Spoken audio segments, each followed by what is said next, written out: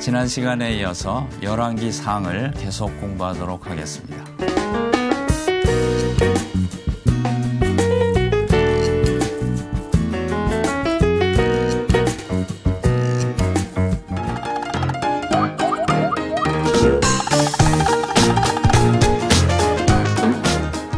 열왕기를 반 정도씩 나눠서 공부하고 있는데요. 1장에서 11장까지가 솔로몬의 이야기이기 때문에 그 솔로몬 부분을 이제 정리를 해보도록 하겠습니다. 근데 그 솔로몬 부분 또 이렇게 왕들 부분 들어가기 전에 열왕기 전체적으로 그 열왕기를 이해하는 게 필요하기 때문에 지난 시간에 연대표도 보았고 열왕기의 성격을 공부했는데요. 오늘은 그 열왕기가 주는 교훈을 먼저 생각하고 그 다음에 솔로몬부터 역사를 살펴가도록 하겠습니다. 책 전체를 이해해버리면 누가 뭐 했다는 이제 간단한 문제니까. 그래도 성경 중에 역사서가 읽기 쉬운 편입니다. 이야기니까. 뭐 삼국지도 읽어내시는데 뭐 열왕기 읽는 거야 어려운 게 아닌데 사실은 그 구약 성경에는 정말 읽기 어려운 부분들이 있죠. 뭐 레위기 이런 것도 그 어려운 부분인가 하면 시편도 쉬운 책은 아니고 욥기 이런 건 굉장히 어려운 책 아닙니까? 욥기 전도서 어려운데 그래도 이야기로 되어 있는 부분은 이해하기가 쉬운 편입니다. 시청자분께서 그 한 가지 질문을 하신 게 있는데 의와 공이란 말 교수님 그 뭐 말은 맞는 것 같은데 뜻이 무엇인지 잘 이해하기 어렵습니다 하는 그런 질문이 있었는데 좋은 질문이십니다. 제가 일일이 다 설명 못하는 건 물어주시면 좋고요. 시간이 없어서 빨리 지나가는 것들이 있는데 굉장히 좋은 질문입니다.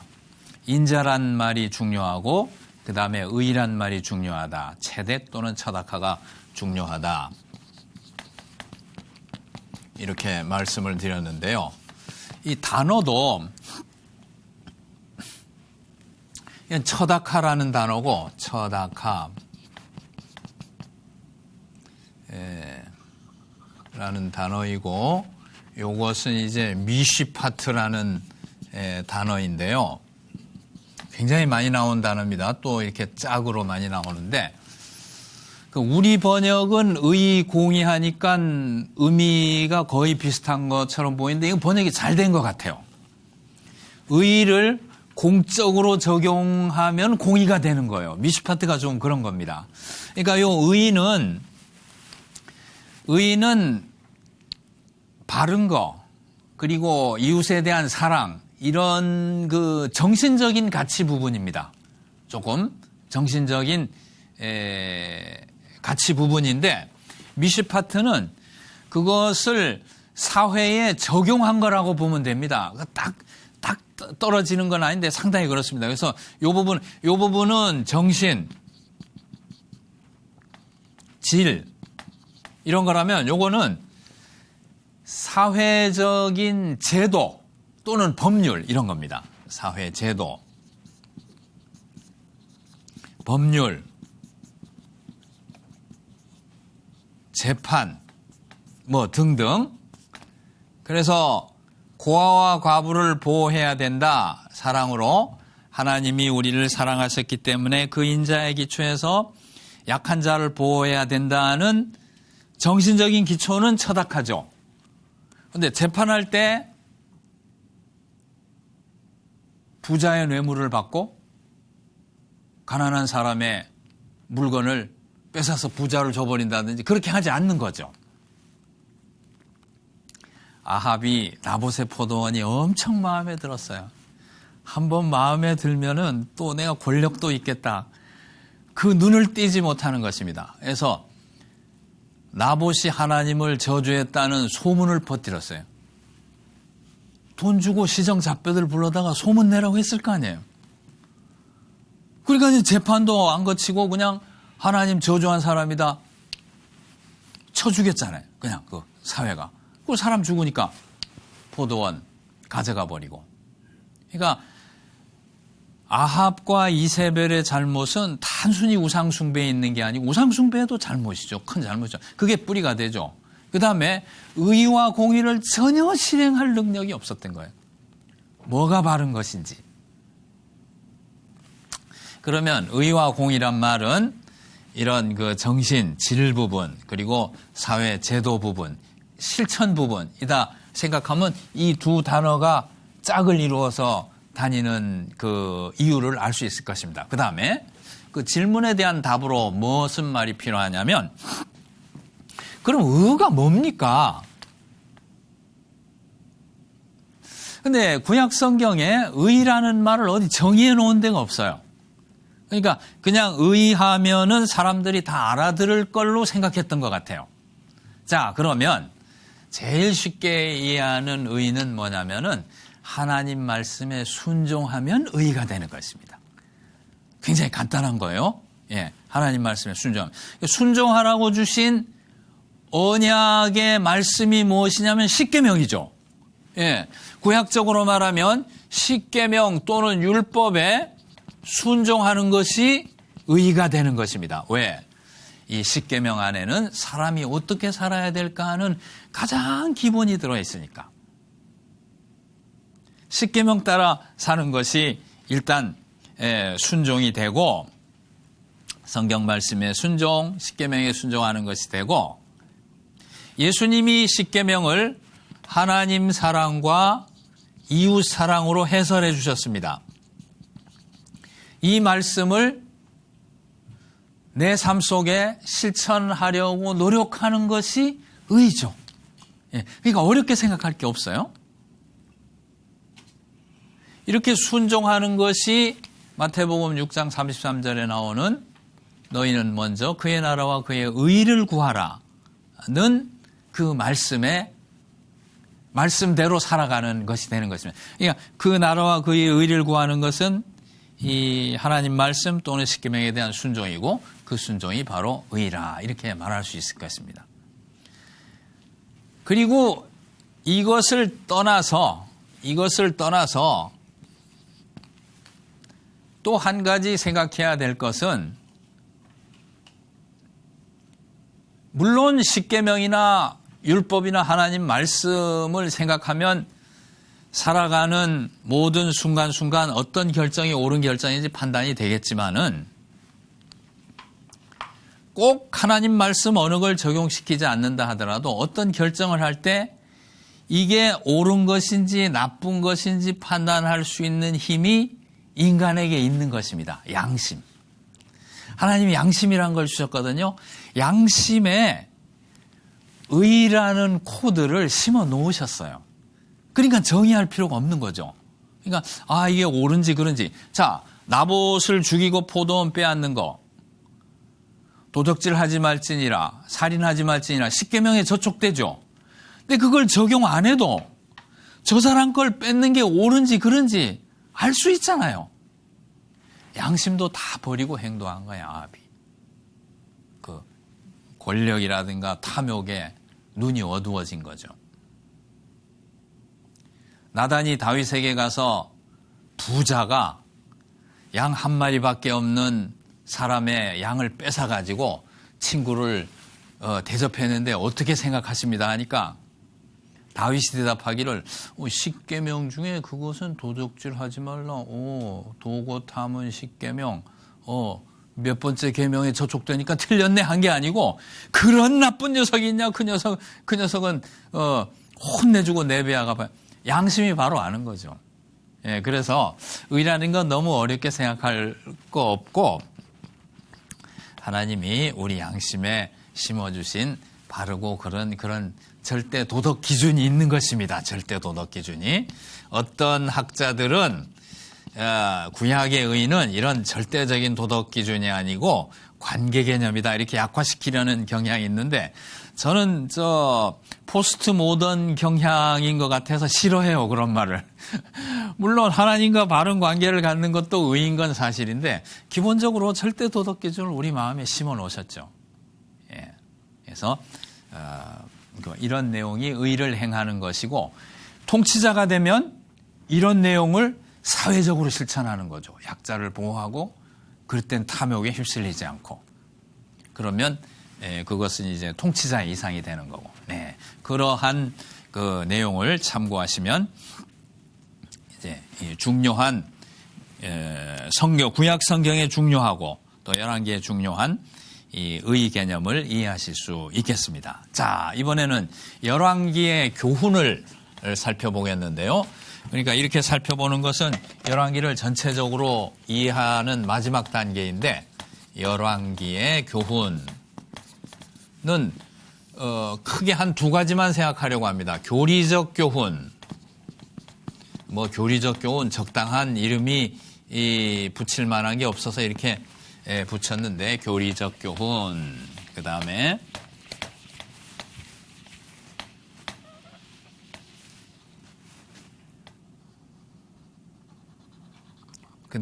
기독론적 교훈, 이런 이름으로 붙여 보면 좋겠습니다. 교리적 교훈이란 것은, 여러분, 제가 우리 강의 시리즈 아주 초반에 그런 말씀 드린 적이 있습니다. 우리 구약 성경은 두 가지 성격이 있어요. 이런 것도 잘 알고 읽으면 상당히 유익한데, 첫째는, 구약 성경은요, 예수님 오시기 전에 이스라엘이 하나님과 치고받고 한 역사잖아요. 치고받고 했다면 이상하지만 말을 되게 안 들었으니까 정말 속된 말로 지지고 볶은 역사인데, 그러면 예수님 오시기 전에 있었던 사람들인데 삼위일체도 잘 몰랐을 거고 우리하고 무슨 상관인가? 그렇게 생각될 수 있잖아요. 예수님 오시기 전 책이니까. 그러나 구약 성경에 기초해서 예수님이 오셨기 때문에 구약 전체는 그리스도를 바라보는 책이기 때문에 중요합니다. 그리스도를 계속 바라보게 하는 거예요. 우리 구약을 보면 우리 실패를 보고 우리가 그리스도를 바라보게 또 하실 뿐만 아니라 또 그 자체에 그리스도의 소위 모형을 많이 보여줘요. 그리스도의 그 그림자가 되는 모습을. 그래서 그런 거는 이제 구약의 구속사적 가치, 이런 이름으로 붙일 수 있습니다. 구속사적 가치. 그리스도를 바라보게 하는 가치라는 거죠. 자, 그런데 그리스도를 바라보게만 하고 구약 자체가 우리에게 주는 교훈은 없나요? 야곱이 씨름한 거라든지, 아브라함이 자기 이삭을 잡으려고 칼을 빼든 거라든지, 요셉이 하나님과 동행해서 형통했다든지, 여호수아의 그 제사장 그룹이 요단강에 발을 디뎌가지고 물이 갈라졌다든지, 전부 우리에게 감동으로 다가오고 우리가 어려울 때 그런 말씀 붙들고 살아왔잖아요. 그러니까 구약은 그 사건, 그 본문 자체의 내용으로 우리 신앙과 삶에 직접적인 도움을 주는 책입니다. 그걸 저는 정경적 가치, 이렇게 이름을 붙이고 있습니다. 아마 다른 학자들은 그런 이름이 어디 있냐, 유감을 표시할지도 모르는데, 적당한 이름이 없는 탑도 있고, 이렇게 두 가지 이름을 붙이고 있습니다. 왜 굳이 정경적 가치 그렇게 이름을 붙이냐면, 잘못 생각하면 구약은 신약에 비해서 열등한 제2경전이라고 생각할 가능성이 있어요. 우리 장로님, 권사님들은 어떻게 생각하십니까? 제2경전. 신약이 1급 경전, 구약은 2급 경전. 그렇게 생각하신 적 없네요. 정말 잘하신 거예요. 옛날에 초대교회 때 말시온 이래로 이런 경향이 늘 있는 것입니다. 신약이 정말 기독교 책이고 구약은 좀 떨어지는 경전이고, 우리 신앙은 그런 건 아니에요. 종교개혁 후에, 칼빈 후에 이건 완전히 정리가 된 거예요. 신약이나 구약이나 영어로 스탠드 투게더 꼭 같이 우리 신앙과 행위의 모범이 되는 것입니다. 예. 뭐 다 알고 계신 것 같은데 자꾸 오해하는 수가 있거든요. 그래서 구약은 정경으로서 등급이 하나도 안 떨어지는 그거 자체로서 그 내용 그 자체로서 우리에게 주는 교훈이 크다 하는 거 하고, 그 다음에 직접적인 교훈은 아니지만은 좀 요건 숨어 있는 가치입니다. 숨어 있어서 그리스도를 바라보게 하는 거, 그런 가치가 있습니다. 뭐 예를 들면 어떤 걸 들까요? 뭐 얘가 굉장히 많이 있지만은 선지서의 구원에 관한 그 선포 설교들은 다 예수님이 오셔서 우리를 구원하실 것에 대한 그 예표가 된다든지, 또 심판 본문은 우리 죄를 하나님이 심판하실 것인데 그리스도의 십자가의 그 모든 심판을 처리하셨다든지, 이런 식으로 그 구약 내용에는 아직 그 말은 없지만 주님과 관련시켜서 읽을 수 있는 게 많다는 거죠. 이사야 7장에 보면은 그 아이가 태어나면 임마누엘이라 하리라. 아직 이사야 때는 그게 예수님인 줄은 몰랐는데 그게 사실은 마태복음 1장 23절에 보면 메시아를 가리키는 말씀이었다든지, 그러니까 구약에는 그 자체 정경적 가치가 전적으로 100%이지만은 그리스도 그런 그 우리에게 영적 양식이 되고 규범이 되는 동시에 그리스도를 바라보는 기능이 같이 있다니까요. 예. 그래서 이중적 기능이 있는 거예요, 구약은. 신약은 이렇게 구별할 필요 없죠. 뭐 예수님이 벌써 오셨으니까 바로 예수님을 보면서 정경으로 받아들이는 거니까. 이건 예수님 오시기 전이기 때문에 이렇게 이제 구별을 해서 말하는 건데요. 이거 마찬가지입니다. 열왕기서도 좀 정경적 가치로는 교리적 교훈, 구속사적 가치로는 기독론적 교훈, 이렇게 보겠다는 것인데, 구약 다른 데 볼 때도 도움이 되리라 생각해서 말씀드린 건데요. 자, 열왕기서의 교리적 교훈은 간단합니다. 어떻게 말해야 될까요? 하나님 율법에 순종하면 번성하고 배교하면 포로에 이르고 만다. 전체적으로 그런 말 하려고 하는 겁니다. 그거 뭐 단순한 건데, 단순하지만 새기는 건 오래 걸리는 거예요. 10년도 걸리고 20년도 걸리고 하는 건데요.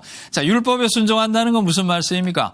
하나님과의 언약에 성실하면, 이런 거죠. 언약 성실하고 율법 순종은 같은 말이에요. 예, 우리 믿음이라는 게 삶과 구별될 수 없듯이,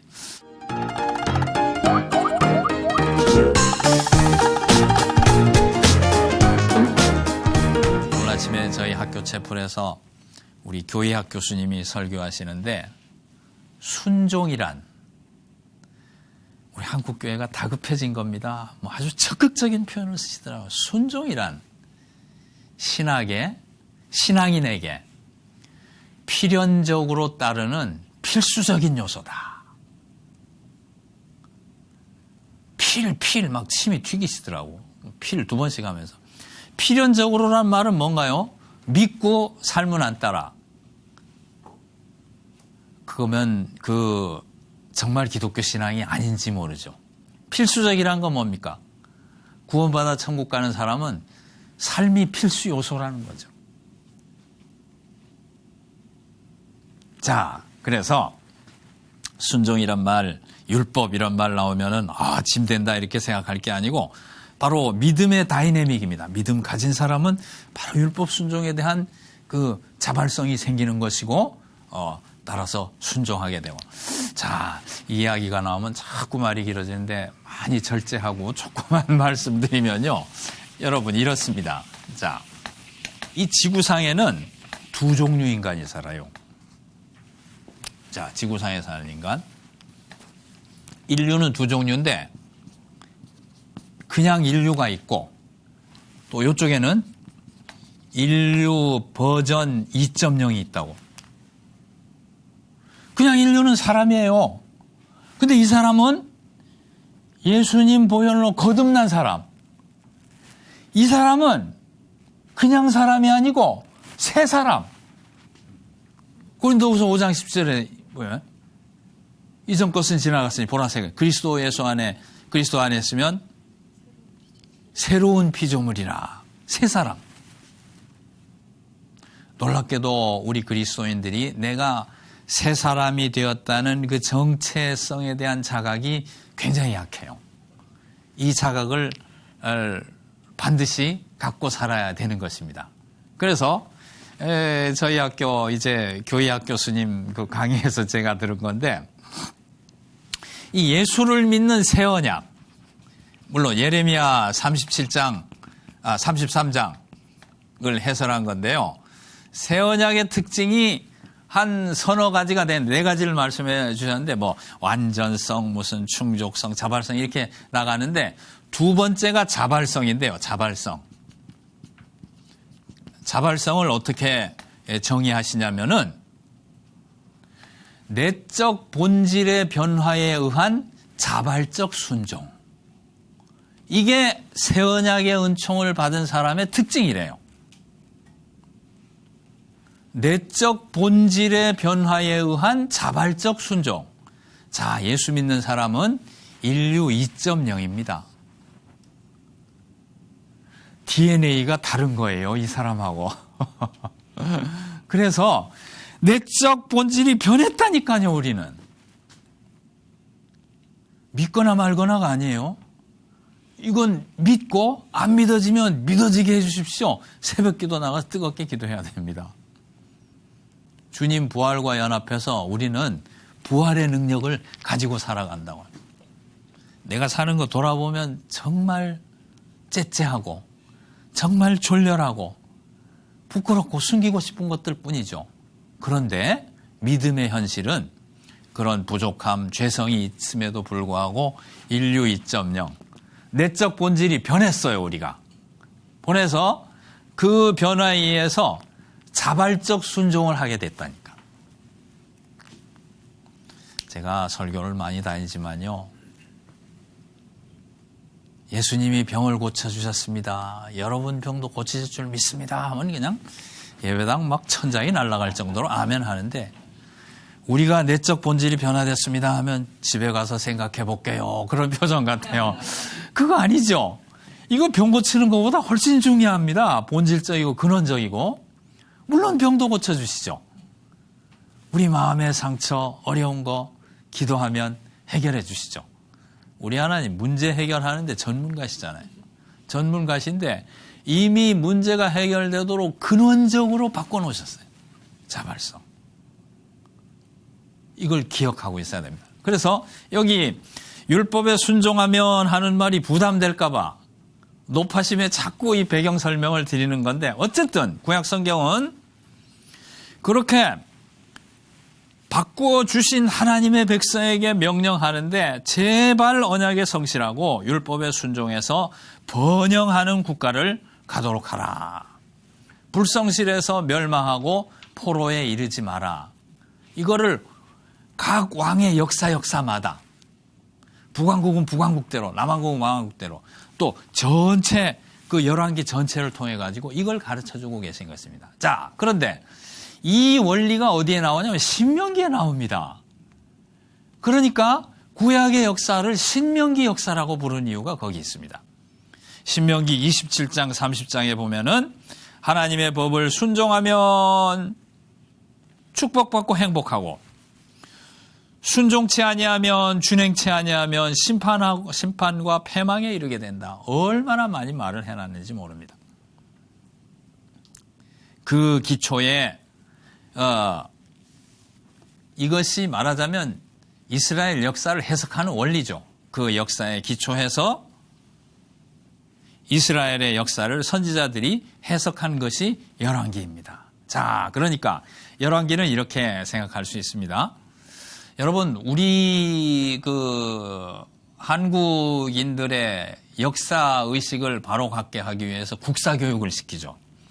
국사 공부하니까 다 애국자가 됐는. 그리고 유학 가는 사람들은 반드시 지금도 국사시험, 제가 유학 갈 때는 안 보던데, 제 옛날에 듣기로는 유학 가려면 국사시험을 꼭 보게 했다고. 근데 국사시험 안 봐도요, 외국에 나가면 다해국자가 돼서 돌아옵니다. 그러니까 뭐 그렇게 번거로울 거 있는지 모르지만은 우리의 민족 정신을 기르기 위해서 국사 교육을 하듯이 열왕기는 하나님의 백성의 역사 교과서예요. 역사를 통해서 뭔가를 배우게 하시는데 그게 신명기의 교훈을 배우게 하는 거죠. 자, 복되고 번창하는 국가와 사회를 만들려면 바르게 사는 나라, 바르게 사는 백성이 되자. 교수가 와서 길게 얘기하는데 고작 그 말이냐? 바른 생활은 초등학교 교과서에도 있는데 초등학교 교과서에 다 배우는데 잘 체득이 안 되잖아요. 그 가장 기초이고 중요한 게 아까 의와 공의가 중요하다고 했습니다마는 열왕기나 이 신명기가 가르쳐주는 것은 자, 번창하고 복된 사회 만들려면 바르게 사는 나라가 돼야 되겠다.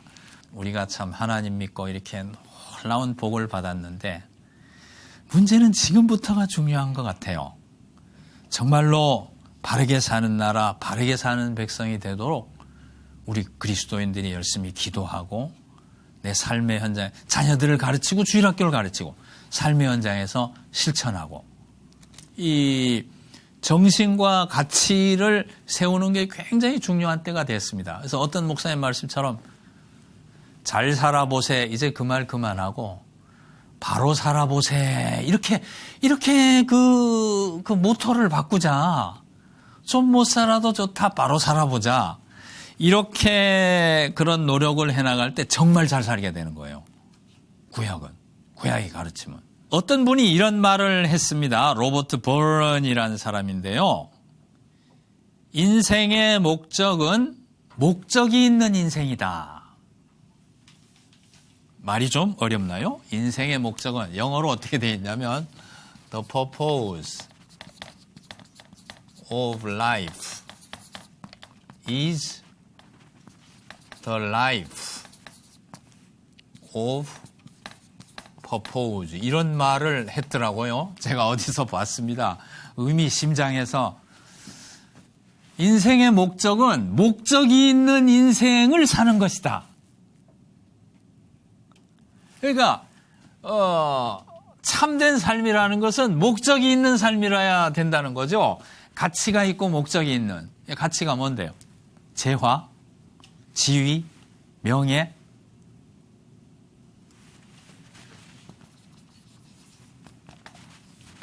구약 성경은 신약도 마찬가지일 거고 그게 의라 이렇게 가르치는 거예요. 의라는 것은 생의 의미인 것입니다. 가치이고. 그러니까 우리가 추구해야 될 가장 높은 가치로 하나님 나라와 그의 의를 말한 이유는 여기에서 찾아볼 수가 있는 것이죠. 예. 그래서 열왕기가 이렇게 힘주어서 계속 말씀하는 그 의란 것, 우리의 개인적인 의미이며 가치이고 사회적인 의미이며 가치인 것을 생각하게 합니다. 그것이 전체적인 교리적 교훈이라고 볼 수 있어요. 신명기 역사이기 때문에 뭐 그렇게 말할 수 있는 거예요. 그 다음에 기독론적인 교훈은 아마 기독론적인 교훈 좀 하면 강의를 마칠 수 있을 것 같은데요. 자, 열왕기서는 메시아적 의미를 품고 있는 것이 분명합니다. 왜 그렇죠? 첫째로 그리스도의 필요를 배태한 역사예요. 그리스도의 필요 배태 품고 있다. 무슨 말이죠? 자, 보면은 지난 시간에도 우리가 보았습니다마는 전부 왕들이 실패하는 왕들이에요. 이스라엘의 역사는 총체적으로 실패한 역사예요. 이스라엘도 망하는 걸로 끝나고 유다도 망하는 걸로 끝나고 이스라엘 내부에 자신을 구원할 자원이 없다는 이야기죠.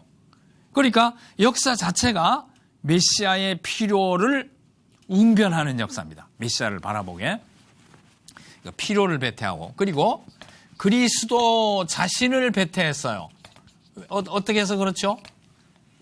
하나님께서 다윗 언약에 신실하셔가지고 죄와 실패에도 불구하고 약속한 대로 유다 지파를 통해서 메시아가 오게 하시는 것입니다.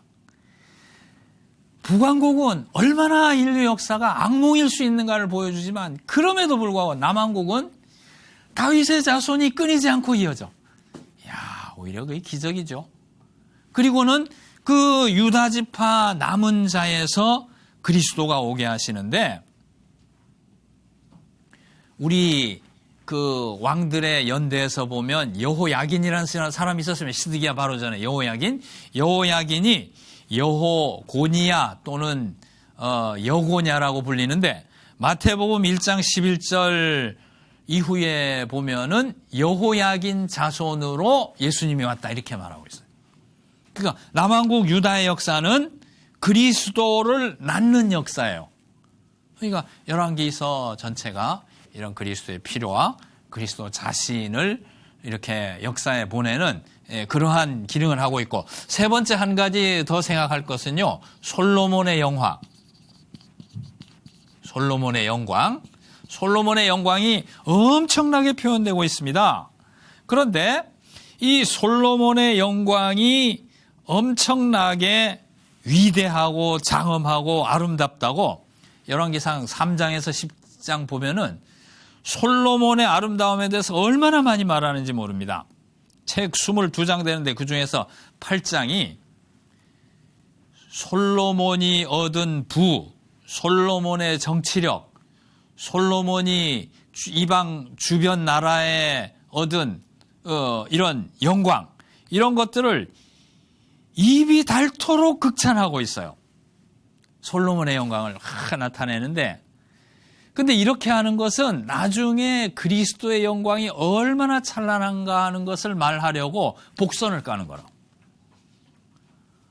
그럴 줄은 몰랐는데. 왜 그러냐면 마태복음 12장 42절에 보면 솔로몬보다 더 큰 이가 여기 있느니라.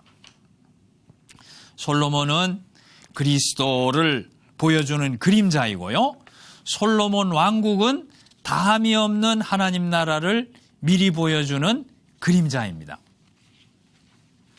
그래서 마태복음 12장 42절이 말씀하는 것은 그리스도와 그의 나라가 가장 아름다운 것보다 더 아름다운 나라다, 이렇게 말하고 있는 것이에요. 그러니까 우리가 열왕기서 1장에서 11장 읽을 때는 어떠한 그 생각으로 읽냐면, 솔로몬 이렇게 무슨 이렇게 장황하고 길게 표현하는가, 이럴 게 아니라 예수님의 위대하고 장엄함이, 예수님의 아름다움이 얼마나 큰가, 그걸 보면서 그걸 느끼면 되는 거예요. 그리고 여기 표현된 것보다도 더 아름답고 더 장엄하고 더 위대하구나.